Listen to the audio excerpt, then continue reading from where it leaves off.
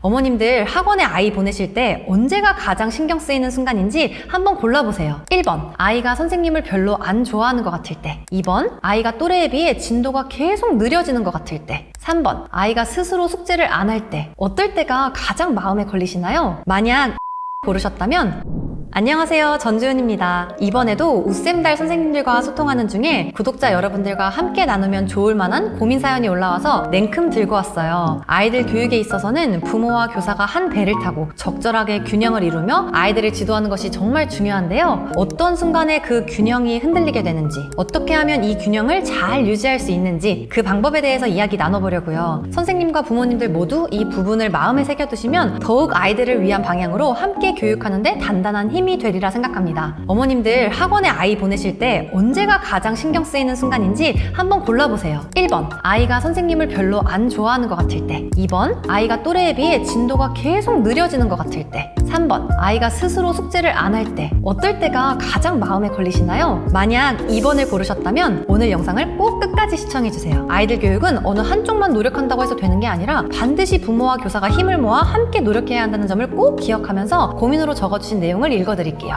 같은 수업 내용이라도 아이들마다 받아들이는 데에 차이가 있는데 유독 느린 아이가 있다면 진도가 늦더라도 천천히 기다려주는 편이신가요? 아니면 진도는 평균적으로 나가면서 아이가 잘 따라올 수 있는 다른 방법을 사용하시나요? 저는 전자였는데 진도 문제로 학부모님께 컴플레인이 자주 들어왔어요. 그래서 진도를 평균적으로 맞추려 했더니 아이가 너무 힘들어 하더라고요. 제가 근무하는 학원은 평균적인 진도를 맞추고 레슨 시간도 5분 내외로 짧아요. 다른 반 선생님께서는 학원에서 정해진 진도 속도에 맞게 수업하시는 편입니다. 그래서 그 반 아이들은 진도 상황이 좋고 연주도 곧잘 하는데 자세히 들여다보면 박자표, 음표 등 기본적인 이론을 하나도 모르더라고요. 저희 반 아이들은 기본적인 이론은 잘 알지만 진도가 많이 늦고요. 제가 학원에서 근무한 지는 몇 년 되었지만 많이 부족하고 어깨 넘어 배울 수 있는 환경도 안 되어서 고민이 많습니다. 선생님은 이 사이를 어떻게 해결하시는지 궁금해요. 네, 이렇게 고민을 적어주셨는데요. 담임제 음악학원에서 근무하고 계신 강사 선생님께서 보내주신 고민이에요. 부모님과 학원에서 요구하는 진도를 맞추자니 아이가 버거워하고 아이의 속도에 맞추자니 부모님과 원해서 진도에 대한 압박이 들어오는 그런 상황인 거죠. 일단 유독 느린 아이가 있다면 진도가 늦더라도 천천히 기다려주는 편이신가요? 여기서 천천히 기다려주는 편 대신에 진도가 왜 느린지 파악하고 큰 문제가 없다면 속도에 맞게 잘 따라올 수 있도록 끌어주려는 노력을 소홀히 하지 않는 게 중요합니다. 아니면 진도는 평균적으로 나가면서 아이가 잘 따라올 수 있는 다른 방법을 사용하시나요? 여기서도 이 두 방법을 뭐 아니면 도처럼 이분법적으로 나누어 생각하지 말고 스펙트럼으로 이해한 후에 적절히 균형을 맞추는 게 좋아요. 아이가 잘 따라올 수 있는 다른 방법, 파악을 먼저 하고 당연히 방법을 고민하는 게 올바른 방향이에요. 그리고 아이의 현재 지점을 학부모님께 진솔하게 공유드리고 앞으로의 지도 방향을 함께 말씀드리는 것까지. 이건 영상을 같이 띄워드릴게요. 제가 영상 시작하면서도 말씀드렸지만 아이들 교육은 어느 한쪽만이 노력해서 이상적인 방향으로 갈 수 있는 게 아닙니다. 함께 마음을 모으고 정말 아이를 위한 방향을 택할 수 있어야 해요. 일단 진도를 평균 속도로 맞춰야 하고 5분 내외로만 가능한 레슨 시스템이라는 점이 어떻게 보면 선생님의 교육 효능감을 떨어뜨리게 되는 가장 큰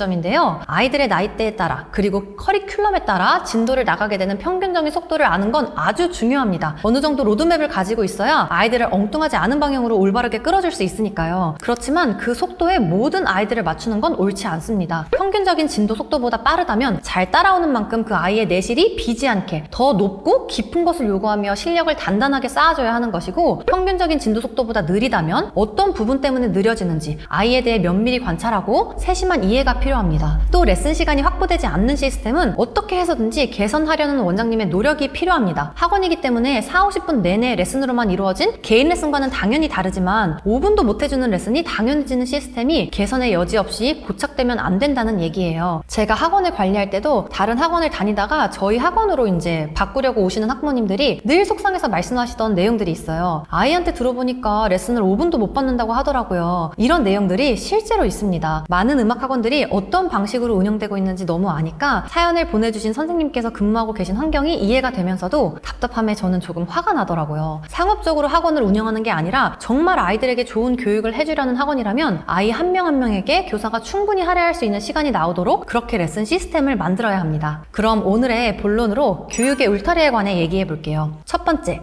아이의 성장에서 속도가 기준이 되면 균형이 흔들립니다. 속도 자체가 부모가 아이에게 거는 기대가 되고 기준이 되면 아이를 올바른 방향으로 이끌어 줄 수가 없어요. 아이들에게는 다 저마다의 속도가 있습니다. 지금 막상 또래보다 빠르게 간다고 언제까지나 빠르게만 갈 수 있는 거 아니고요. 지금 당장 또래보다 느린 것 같아도 근육을 잘 길러두면 남들이 지쳐서 넘어질 때 우리 아이는 더 지속적으로 꾸준히 성장할 수 있는 거예요. 그래서 진도 그 자체가 중요한 게 아니라 아이가 조금이라도 성장하고 있는지가 중요합니다. 이때는 당연히 교사의 지도력도 빠질 수가 없겠죠. 잘 따라갈 수 있는 아이인데 잘 못 끌어주고 있는 경우도 있으니까요. 그래서 아이를 직접 가르치는 교사와 부모가 서로 아이에 대한 내용으로 소통을 할 수 있어야 해요. 선생님이 지도하면서 느낀 부분, 그리고 엄마가 아이를 양육하면서 느낀 부분에서 쌓인 양질의 데이터들을 잘 조합해서 아이에게 필요한 부분을 채워주고 끌어주는 거죠. 실제로 바이엘은 굉장히 빨리 끝냈는데 체르니에서 고전하는 아이들이 있고, 바이엘을 조금 오래 배우는 듯 했으나 체르니에서 훨훨 날아다니는 아이들이 있어요. 이 아이들에게는 어떤 차이가 있는 걸까요? 아이들에게 필요한 건 남들과 비교했을 때 자랑할 수 있는 또는 위축되지 않을 그런 빠른 진도가 아니라 기초 근력이 얼마나 잘 길러져 있는지의 여부예요. 그렇다면 기초 근력에는 무엇이 있을까요? 레슨 받고 연습하는 학습의 기본 습관이 잘 형성된 것, 배움의 재미를 느끼며 어려움도 극복할 힘이 존재하는 것, 자신이 무엇이 어렵고 무엇이 안 되는지 느낄 수 있는 것, 학습 습관, 극복 의지, 메타인지, 이런 것들이 기초 근력이에요. 진도를 빠르게 나가는 것보다 아이들에게는 이런 근력을 길러주는 게 너무 중요합니다. 한 번 근력이 만들어지면 재미를 붙이는 건 막으려고 해도 가속화가 붙고요. 아이들이 알아서 점점 더 근력을 단단하게 만들려고 해요. 그러면서 아이들의 실력이 쌓이는 거거든요. 어머님들도 선생님들도 우리 아이에게, 내가 지도하고 있는 아이에게 이런 근력이 잘 길러지고 있는지 그 지점에 초점을 맞춰보세요. 아이의 성장이 다르게 보이실 거예요. 두 번째, 부모와 교육자가 좋은 관계를 맺어야 합니다. 너무 뻔하지만 아이들을 교육하는 학원이라면, 특히 유아 초등식의 아이들을 지도하는 학원이라면 학부모님과의 상담을 절대 귀찮은 일로 여겨서는 안 됩니다. 학부모님과 진솔된 상담을 통해 학원에서 아이에게 제공하고 있는 교육을 공유드려야 해요. 그래서 무늬만 상담이 진행되는 경우 문제가 되는 거예요. 레슨은 강사가 하는데 상담은 원장님이 하실 때, 원장님 입장에서 아직 전문성을 보장할 수 없는 교사에게 아이를 맡겼기 때문에 학부모님이 듣고 싶은 말을 그때그때 해줄 수 있는 능력을 보유한 원장님들이 직접 상담을 하시는 거죠. 문제가 없어야 계속 학원을 다닐 테니까요. 그런 이유로 아이에 대해 진솔한 이야기를 나누지 못하는 경우가 너무 많습니다. 그리고 컴플레인의 근본적인 원인을 바로잡을 힘이 없기 때문에 학부모님의 요구를 어떻게 해서든 눈에 보이는 부분이라도 맞추려고 하게 되는 거죠. 아이들을 올바르게 이끌어주려면 어른들에게도 에너지가 필요합니다. 그냥 이렇게 가다 보면 어떻게 다 되는 것이 아니에요. 한순간 한순간이 아이들의 인생에 크고 작은 영향을 줄 수 있는 경험으로 누적이 된다는 사실을 절대 잊어서는 안 됩니다. 아이들에게 더 좋은 교육이 뭘지 고민하고 지도력을 올려서 아이가 그 안에서 어떻게 따라오고 있는지 진실되게 말씀드리고 협조를 요청할 수 있어야죠. 지혜로운 교사는 학부모 상담을 어떻게 하는가, 이 책에 나온 구절을 읽어드리고 싶은데요. 먼저 부모님께서 흡수하시면 좋은 문장 읽어드릴게요. 부모의 불편한 마음은 아이가 잘 성장할 수 있을까 하는 성장에 대한 불안에서 옵니다. 그리고 그 불안은 주로 다른 아이와의 비교에서 나옵니다. 아이들에겐 각자 성장의 속도가 있습니다. 아직 아이가 어떤 것에 재능이 있을지 알기 어렵습니다.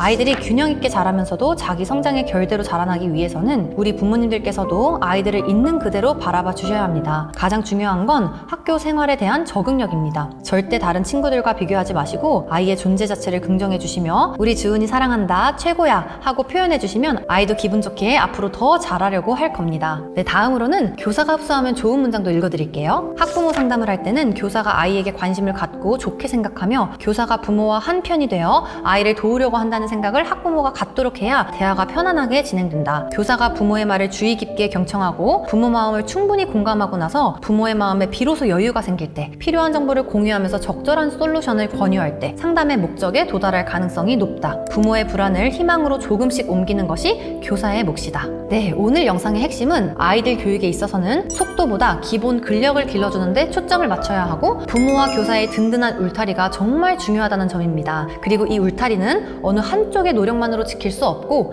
양쪽이 함께 노력해야 한다는 점, 이 내용을 꼭 기억하시면서 아이들의 성장을 바라봐 주세요. 오늘 영상은 이렇게 마무리하고 저는 또 함께 나누면 유익한 내용을 갖고 돌아올게요. 그럼 다음 영상으로 또 만나요.